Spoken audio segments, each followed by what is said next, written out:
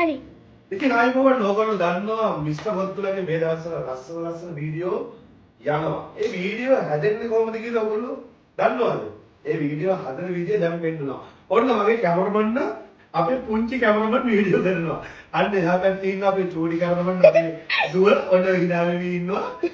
මේ පැත්තෙන් අපේ මැඩම් මේ වීඩියෝ කරන එක අපේ දුව කරනවා. අපි ගොඩක් කරන්නේ මෙතන තමයි වීඩියෝ කරන්නේ. හරි. මේ කාමරාවත් එක්ක අපි කියන්න ආවේ අද මැච් එක.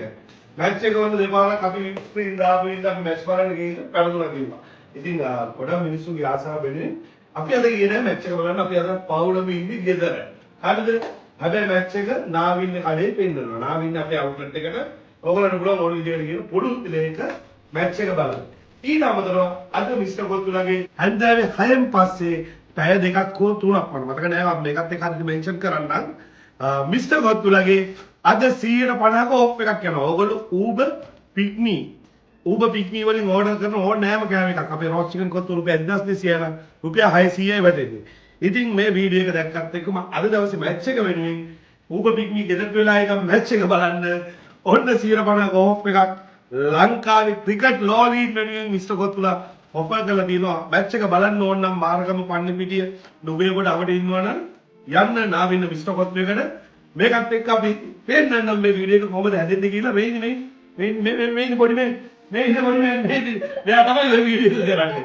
අන්න යා මෙතත් මේ වීඩියෝ කරනවා මෙයා මෙතත් වීඩියෝ කරනවා. එහෙනම් ජය වේවා. අපි ඔයගලන්ට කියන්නේ මෙන්න මෙහෙම තමයි වැඩක් වෙන්න ඕනේ. අපි වීඩියෝ දුවන්න මිස්ටර් ගොත්තු ගොඩ ගන්න ප්‍රධානම හේතුව පොඩ්ඩක් ඉන්නව කටවහන්න මට මේ කියන්න දෙන්න.